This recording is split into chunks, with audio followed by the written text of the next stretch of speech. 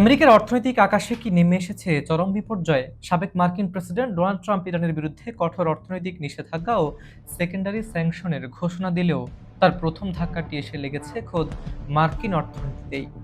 Trump যাকে বলছেন economic D day, আন্তর্জাতিক বিশ্লেষকদের মতে তা আদতে মার্কিন অর্থনীতির জন্য এক আত্মঘাতী পদক্ষেপ। এই ঘোষণার পরপরই কোনো সময়ের ব্যত্যয় না ঘটে ধসে পড়েছে মার্কিন শেয়ার বাজার। ডাও জোন্স থেকে শুরু করে S&P 500 এই মুহূর্তের মধ্যে পুরো শেয়ার বাজার চলে গেছে চরম রেড জোনে। তবে আঘাত শুধু শেয়ার বাজারে সীমাবদ্ধ নেই, সবচেয়ে বড় ধাক্কা এসেছে জ্বালানি খাতে। হরমুজ প্রণালী, যেখান দিয়ে বিশ্বের 20% তেল পরিবাহিত হয়, তা এখন অবরুদ্ধ। অন্যদিকে বাব আল মানদেব প্রণালীতে ইয়েমেনের বিদ্রোহীদের একের পর এক হামলায় তেলের সরবরাহ এক ধাক্কায় কমেছে 28%। সরবরাহের এই মারাত্মক ঘাটতি এবং ট্রাম্পের নতুন নিষেধাজ্ঞার জেরে আন্তর্জাতিক বাজারে অপরিশোধিত তেলের দাম এক লাফে প্রতি ব্যারেল $94 গিয়ে পৌঁছেছে। এর সরাসরি প্রভাব পড়েছে সাধারণ মার্কিন নাগরিকদের পকেটে। গত 6 মাসে যুক্তরাষ্ট্রের নিত্য প্রয়োজনীয় পণ্যের দাম বেড়েছে প্রায় 1.5 থেকে দ্বিগুণ। ফাইন্যান্সিয়াল টাইমসের সর্বশেষ সমীক্ষা বলছে, ট্রাম্পের অন্ধ সমর্থক মাত্র 12% মানুষ এই পদক্ষেপকে সমর্থন করছেন। আর বিপরীতে 70%-এর বেশি মার্কিন জনগণ সরকারের ওপর চরম ক্ষুব্ধ। যুক্তরাষ্ট্রের ভেতরের ঋণের পরিস্থিতি এখন আরও ভয়াবহ। দেশটির মোট রাষ্ট্রীয় ঋণ পৌঁছাতে চলেছে প্রায় $40 ট্রিলিয়ন। পরিস্থিতি কতটা আশঙ্কাজনক তা বুঝতে একটি তথ্যই যথেষ্ট।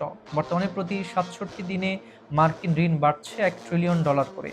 মার্কিন অর্থ মন্ত্রণালয়ের বন্ডের সুদের হার বা ইল্ড বেড়ে 5.25% থেকে 5.28% উঠে এসেছে, যা কোষাগারের দেউলিয়া হওয়ার লক্ষণ স্পষ্ট করছে। অন্যদিকে আমেরিকার এই একতরফা চাপকে পাত্তাই দিচ্ছে না ইরান। চীন ও রাশিয়া খোলামেলাভাবে তেহরানের পাশে এসে দাঁড়িয়েছে। মার্কিন সেকেন্ডারি স্যাংশন পুরোপুরি উড়িয়ে দিয়ে চীন এখনও ইরানের তেল কেনা ও বাণিজ্য অব্যাহত রেখেছে।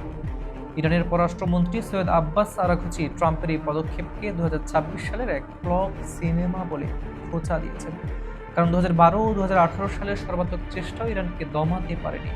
অন্যদিকে ইরানের মুখপাত্র ইসমাইল বাঘাই এটিকে স্বাধীন দেশগুলোর ওপর এক বেআইনি যুদ্ধ হিসেবে চিহ্নিত করেছেন। বিশ্ব রাজনীতির এই ডামাডোলে সৌদি আরব, পাকিস্তান ও তুরস্কের নতুন প্রতিরক্ষা চুক্তিকে আক্রমণ করে ইরানি পার্লামেন্ট সদস্য ইব্রাহিম রাজা সাফ জানিয়ে দিয়েছেন, কাগজের চুক্তি সৌদিকে স্থায়ী নিরাপত্তা দেবে না, নীতি সংশোধনী আসল পথ। বিশ্ব রাজনীতির এমন সব চরম উন্মাদনা আর অর্থনৈতিক মারপ্যাচের পেছনের সত্য জানতে আমাদের চ্যানেলে চোখ রাখুন। বিশ্লেষণটি ভালো লাগলে লাইক ও শেয়ার করে ছড়িয়ে দিন আপনার পরিচিতদের মাঝে। পরবর্তী আপডেট সবার আগে পেতে এখনই সাবস্ক্রাইব করে বেল আইকনটি চেপে দিন। দেখা হচ্ছে পরের ভিডিওতে। ততক্ষণ পর্যন্ত ভালো থাকুন, সুস্থ থাকুন। আল্লাহ হাফেজ।